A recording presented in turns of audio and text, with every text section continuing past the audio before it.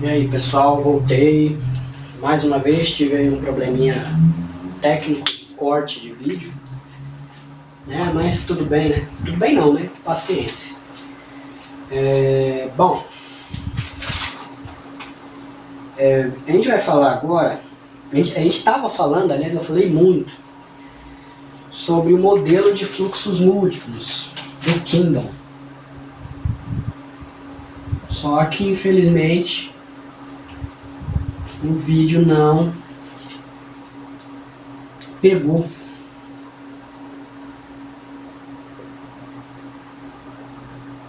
Né? Na verdade esse modelo aí de formação de agenda seria um modelo mais completo e tal, que creio eu, que seja o que esteja em mais atividade, né?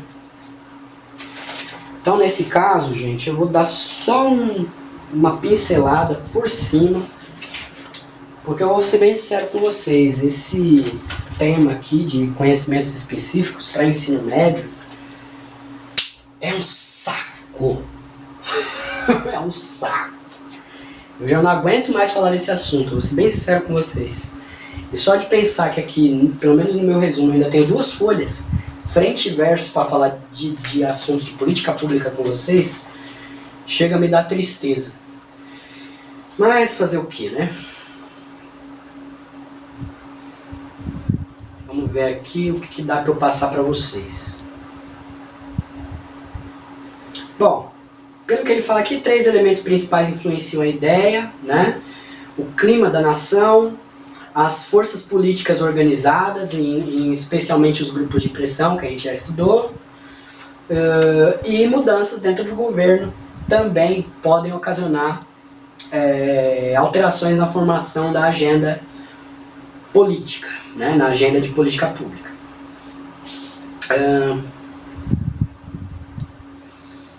Ele falou também da sopa política, né? Do qual as ideias entram em debate de forma desorganizada, formulando novas ideias, né? Das quais elas serão mais aprimoradas, né? E consequentemente escolhidas, né? Para execução de política pública. Falou das janelas de política pública. As dinâmicas dos problemas das políticas públicas e do próprio jogo da política têm cada um vida própria.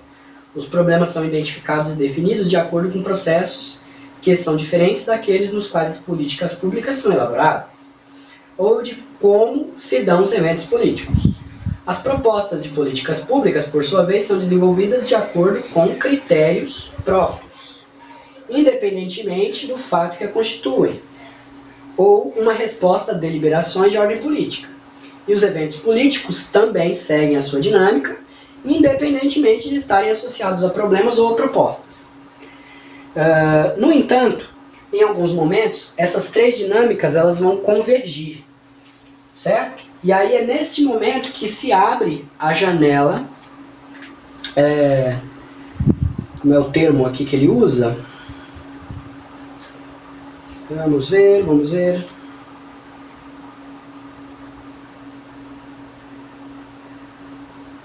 Enfim, as janelas que possibilitam que você discuta melhor, né, gere mais ideias para a execução, a criação de políticas públicas. Certo? Então vamos lá. 3 coisas, janelas para as políticas públicas. São 3 pilares, quando eles convergem. Ó. As dinâmicas dos problemas, das políticas públicas e do próprio jogo da política têm vida própria. Os problemas são definidos de acordo com o que eles são. As propostas de políticas públicas também têm o seu próprio incentivo e a sua própria seleção. E os eventos que acontecem dentro do jogo político também seguem a própria dinâmica. Eles são independentes. Os problemas, as propostas de políticas públicas e os eventos políticos. Quando tudo isso converge, você tem o momento, né, a janela temporal exata para estar criando uma política pública. E essas janelas, como ele diz aqui, elas são curtas. Então você tem que ser ágil, né? Porque as ideias, né, as ideias elas mudam muito rapidamente dentro do jogo político. Essas conexões têm menos chances de ganhar prioridade dentro da agenda de decisões. Contudo, a completa junção das três dinâmicas aumenta a chance, né? As janelas são abertas por eventos que ocorrem tanto na dinâmica dos problemas como na própria política. Por vezes, a abertura das janelas é bastante previsível, como no momento de uma renovação de uma legislação. Em outros, elas podem ser imprevisíveis, por exemplo, no caso de um acidente aéreo, que você vai ter que decidir sobre alguma política pública visando uma melhoria no sistema aeroviário, por exemplo.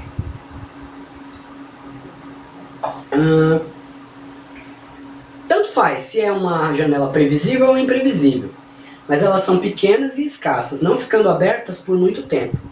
Uma janela pode se abrir, por exemplo, mas não pode haver uma solução disponível naquele momento no repertório de políticas, de forma que ela vai acabar se fechando sem resolver o problema. As ideias desenvolvidas no modelo de fluxos múltiplos, que é o que a gente está estudando, diferem das teorias convencionais de análise de política pública.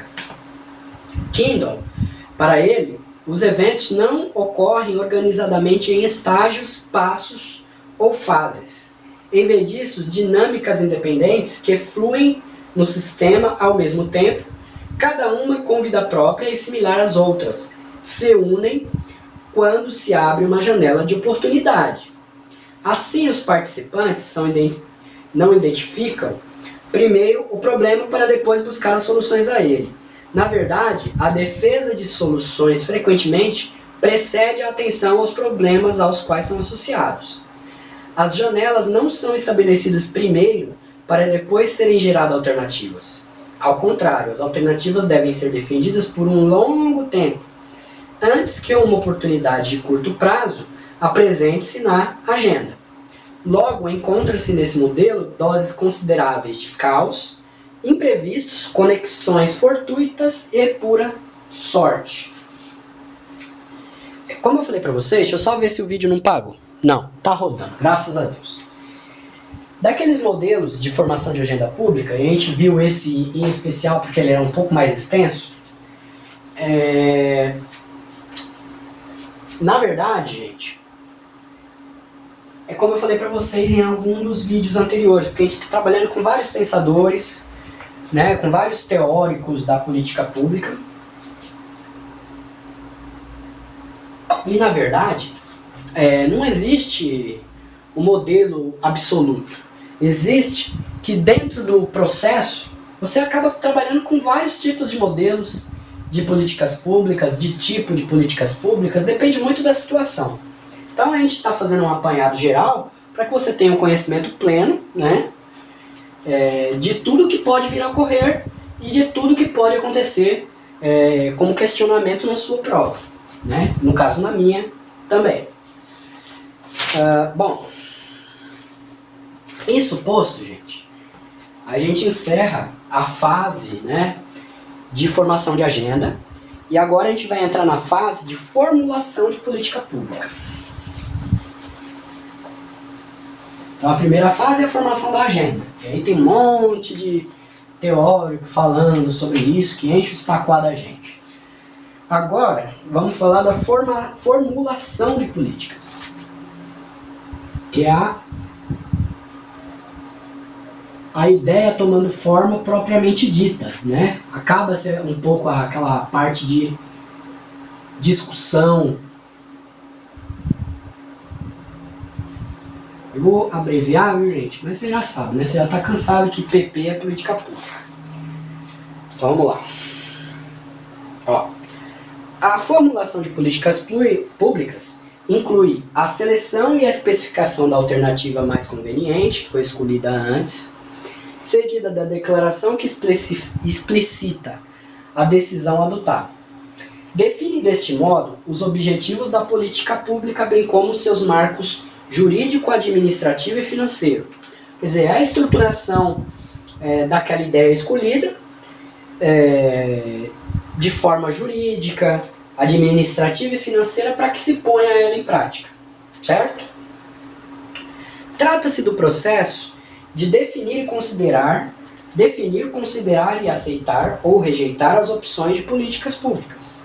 Não se assemelha necessariamente ao processo ordenado das teorias racionais. Espera-se, ao contrário, que a busca pela solução de um problema seja contenciosa e sujeita a ampla variedade de pressões, como sempre. São características dessa etapa de formulação os seguintes itens. Não precisa se limitar a um único conjunto de atores. Pode ocorrer sem a definição clara do problema ou sem que os formuladores tenham contato com os grupos afetados. Não há coincidência necessária entre formulação e organização determinadas, apesar de ser atividade frequente da burocracia. A formulação e a reformulação de políticas podem ocorrer por longos períodos de tempo, sem que se obtenha apoio suficiente para nenhuma proposta. Os efeitos do processo, também é outro item. Os efeitos do processo em geral não são neutros. Quem ganha, alguém ganha e alguém perde. Ponto.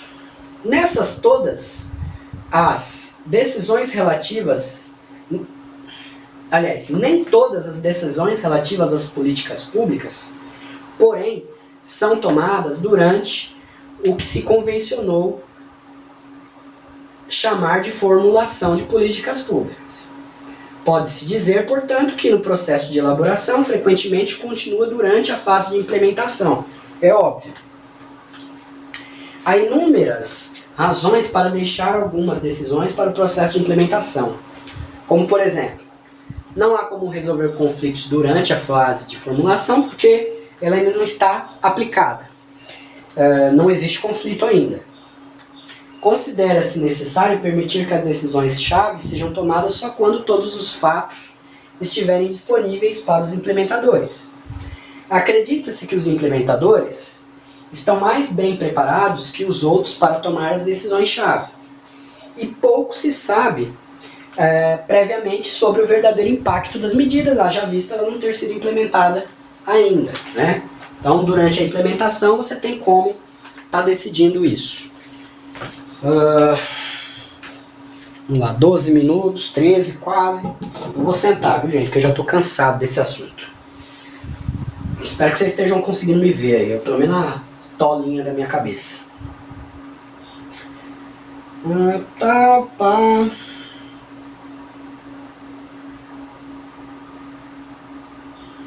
Assim, identificar os principais atores dos subsistemas das políticas públicas, o que os associa, como eles interagem e qual o efeito da interação deles, traz a política pública, é o alvo de estudo de algumas perspectivas analíticas.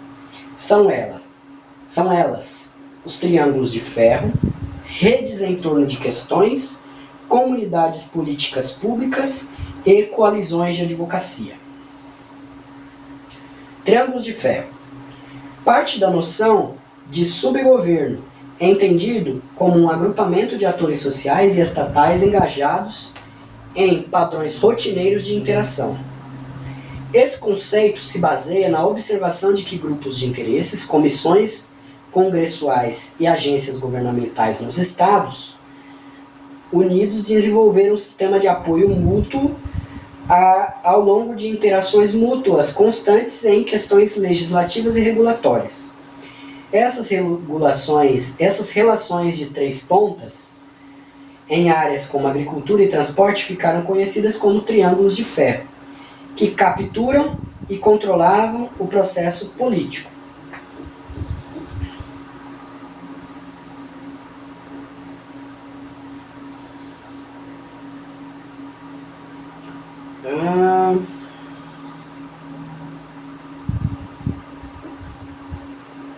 Então, durante o processo de formulação de política pública, a gente ainda tem aqui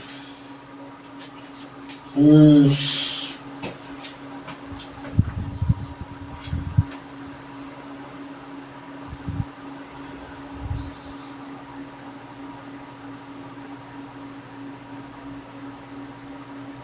uns modos analíticos, né?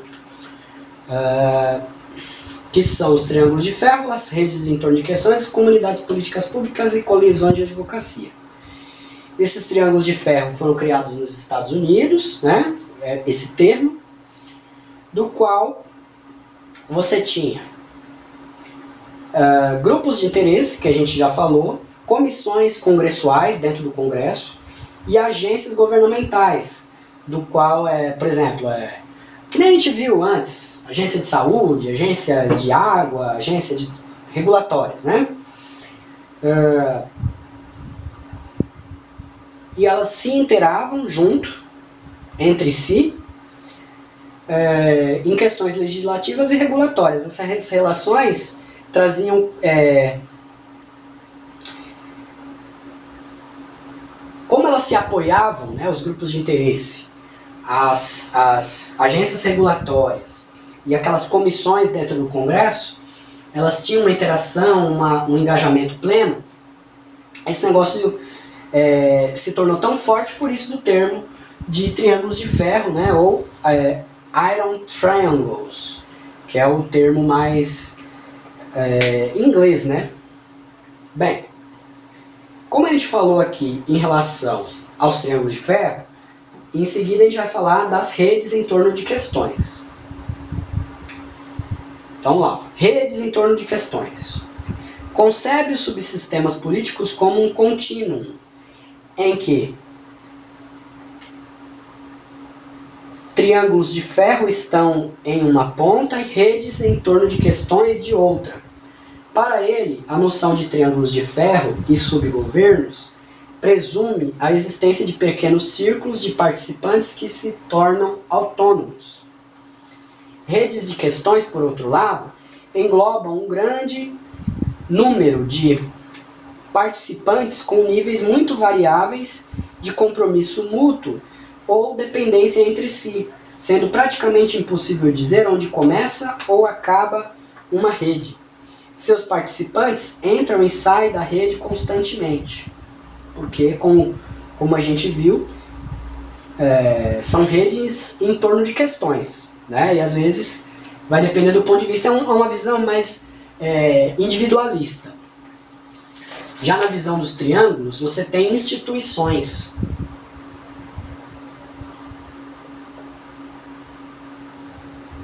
Que formam parcerias e que se predominam lá na formação de políticas públicas, né?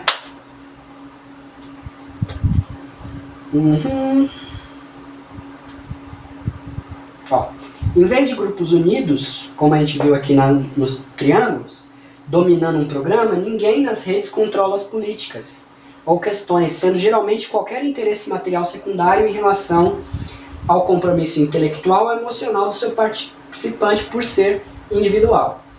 Assim, as redes em torno de questões são muito menos estáveis, apresentando uma troca constante de participantes e muito menos institucionalizadas que os triângulos de ferro. Como a gente viu, os triângulos eles são parte mesmo da estrutura política, né? E o último que a gente ficou de ver aqui, ó,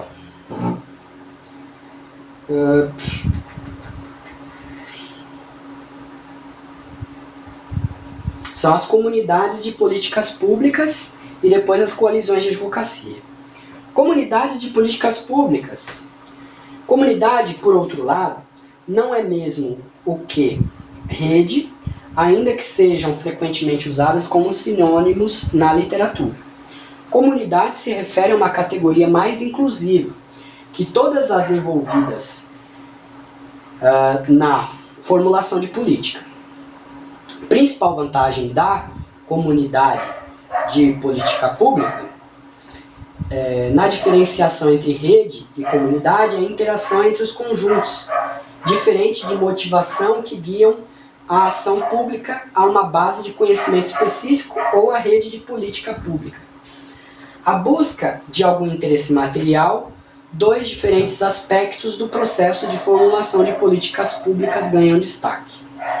Os membros da comunidade estão, portanto, ligados a questões epistêmicas, uma base de conhecimento compartilhada, enquanto os membros da rede não compartilham apenas essa base, mas também interesses materiais que permitem ou encorajam o contato regular, né?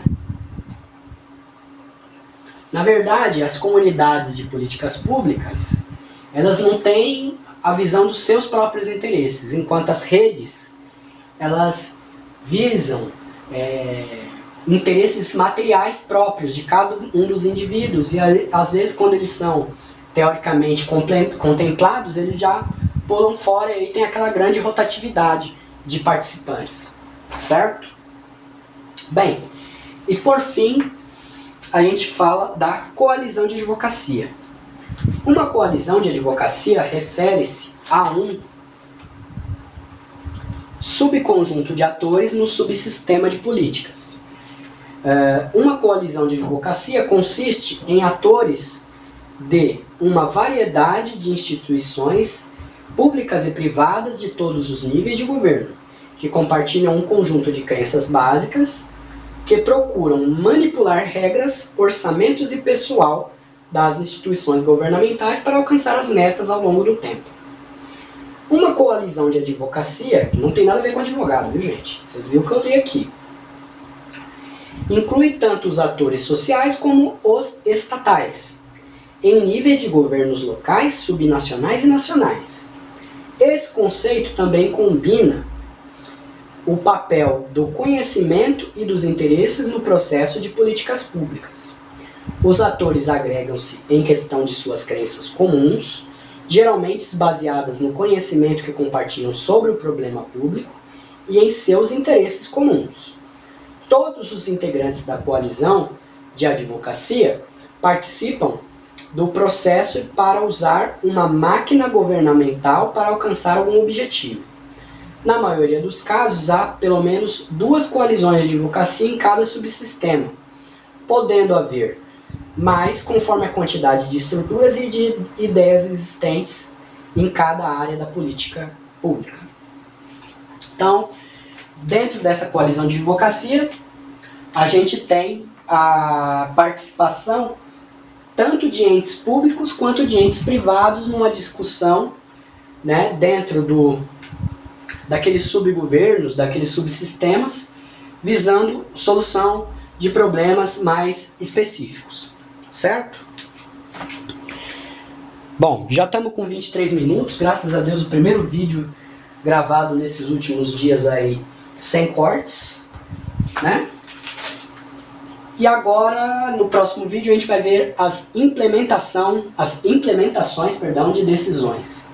Né? Depois que você formulou a agenda, depois que você formou a agenda, depois que você formulou a política pública, agora a gente, depois de tudo isso, decidiu e a gente vai implementar a decisão para que realmente a política pública saia do papel.